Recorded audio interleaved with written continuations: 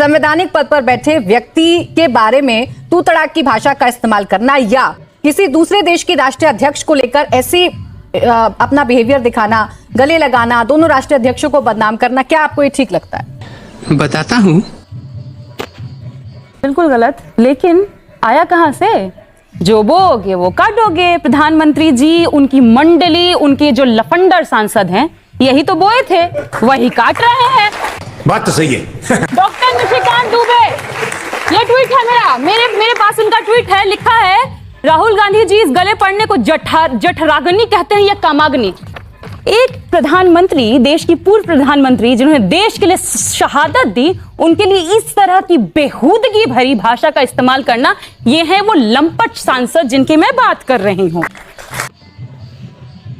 ये है मल्लिकार्जुन खड़गे जी, जिन दलित तबके से आने वाले देश के सबसे बड़े नेताओं में शुमार।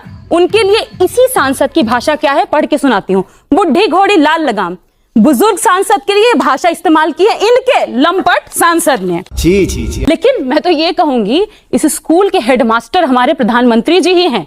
प्रधानमंत्री जी इसलिए प्रिंसिपल हैं क्योंकि महिलाओं का रेट लगाने की शुरुआत इस देश में किसी ने की थी, तो उनका नाम है नरेंद्र मोदी। मुझे क्रेडिट नहीं चाहिए।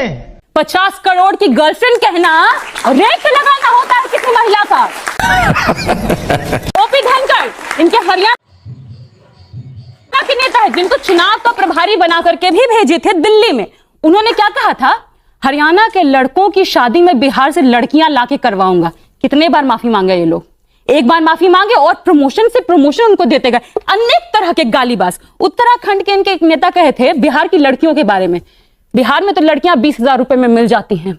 हम महिलाओं का रेट लगाने वाला ये पूरा टेंडेंसी है भाजपाइयों में, और खासतौर पे बिहार की लड़कियों का रेट लगाने का पूरा टेंडेंसी है। यस, आप तो एक महिला हैं और आपको भी लगा होगा कि एक मंच पर जहां नेता विपक्ष खड़े हैं, वहां दूसरे देश की राष्ट्रीय अध्यक्ष के बारे में जो कमेंट किए जा रहे हैं वो गलत है। आपका दिल भी दुखा होगा। उस पर भी इतना गुस्सा आया कि नहीं आया जितना बीजेपी पर आता है? वही कह रही हूं, ट्रंप से दोस्ती के बड़ी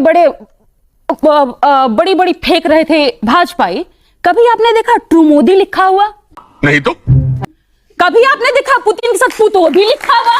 नहीं। लेकिन मेलोडी किसने लिखने की शुरुआत की? भाजपाइयों ने शुरुआत की। रील देखकर आप मेलोडी इतनी चॉकलेटी क्यों है? यानी कि सोशल मीडिया देखकर नहीं सुने प्रियंका भारती जी, इसका मतलब ये है कि सोशल मीडिया देखकर और रील देखकर आप लोग अपनी रणनीति बनाते हैं। आप रील देखकर ये तय करते हैं कि किस नेता को कैसे बोलना है। अरे प्राची जी, प्रधानमंत्री जी तो रील के चक्कर में मुझे बताया ना कौन से भारतीय जनता पार्टी। अच्छा रुकिए।